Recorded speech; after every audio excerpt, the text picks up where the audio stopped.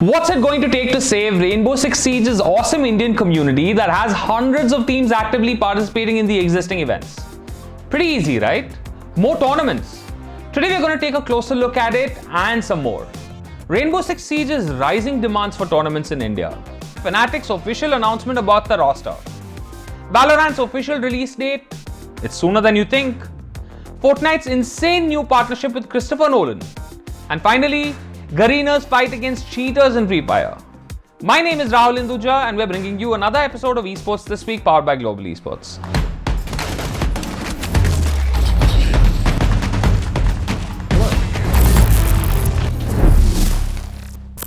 The ESL India Premiership 2020 announcement last week shocked the entire Rainbow Six Siege community. Rumored for months to be the Premiership's latest edition, with its publisher Ubisoft announcing India to be one of the sub-regions for the coveted Pro League, the community felt that the game was finally going to get the recognition it deserves. But sadly, that wasn't the case. The news was met with outrage by the entire community who rallied together and expressed their unhappiness over the choice of games. And we even got around to talking to a few of the figureheads in the community who expressed their disappointment over it. We recognize how much potential the game has to offer to become a staple esports in the Indian and international scene and would love to do our bit by keeping the community alive and kicking. How badly do you guys want tournaments for Rainbow Six Siege?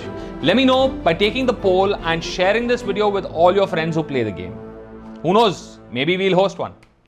Speaking of tournaments, for what feels like a decade later, the PUBG Mobile Pro League South Asia finally resumed this weekend after 2 months. And the matches have been insane. Many teams stepped up drastically and we saw some crazy individual performances. In 2 महीनों के gap में काफी कुछ change हो गया. Non-stop community tournaments की वजह से सब teams में काफी improvement और synergy दिखने को मिल रहा है, but the same can't be said for teams Fnatic. Fnatic's been going through such a rough patch lately, and in the last episode we put out, we talked a little bit about the recent issues surrounding their star player Scout, and it seems like their management team has finally decided to address the concerns. In an official announcement they put out on their social media, they confirmed our prediction that PMPL was going to be the last tournament the team played together. Now the question remains, how is this going to impact the team's performance in PMPL? Will this information weigh in on them, or maybe it'll ease out the pressure that they've been feeling and they'll go out swinging? With raw explosive talent like Scout, Ronak, Oaze, Ash and Frankie, the team is more than capable of surprising everybody. Now it's just a matter of time to sit back, enjoy the games and see what happens. And man, the games are not just limited to PUBG Mobile. Every day new games are releasing and the most recent of them all is Riot Games' Valorant. The officials of the game announced on their social media this weekend that the 2nd of June was the date beta ends and the game officially launches. With over 3 million daily players, the game has been very successful attracting the biggest content creators and organizations from all the other esports titles. It has also gone to show a ton of potential to be the perfect esports title by virtue of its low-end PC specifications requirement. In a country like India, this would be an amazing successor to many FPS games like Counter-Strike and Overwatch, and we're really hopeful because Riot actually name-dropped India while outlining the regions getting their own dedicated servers in the future. While this may not happen immediately, there are still going to be Asian servers, so that's a start.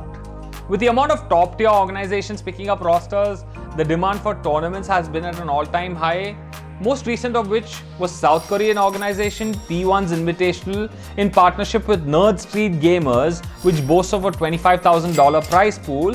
Eventually the scene in India will also erupt, and man am I excited for what's coming.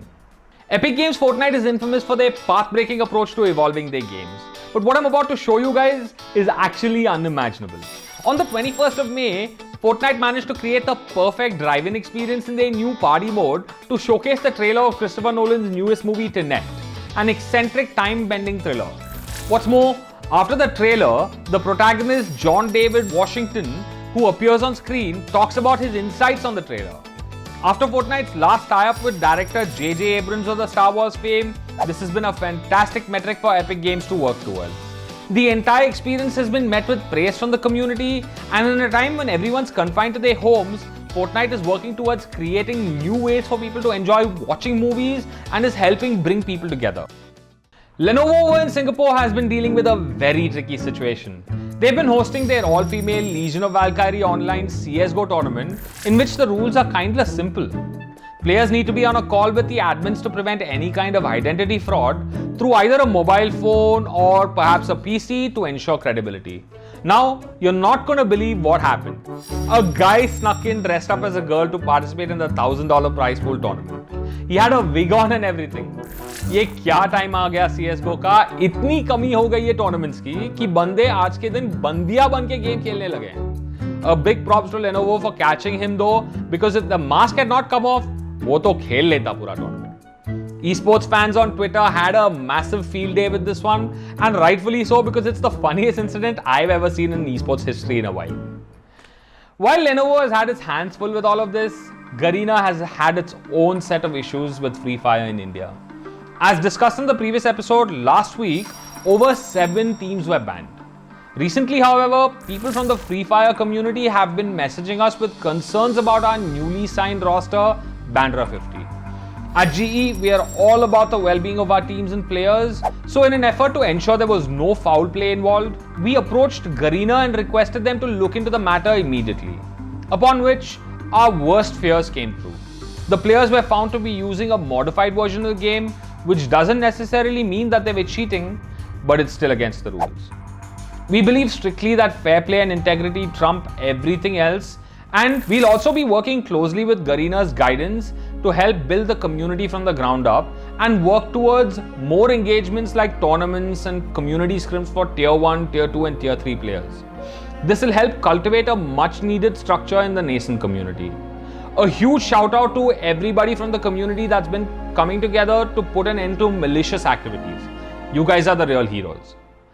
Don't forget to share this video with your friends, and अगर video अच्छा लगे तो like button जरूर दबा देना. चलो bye.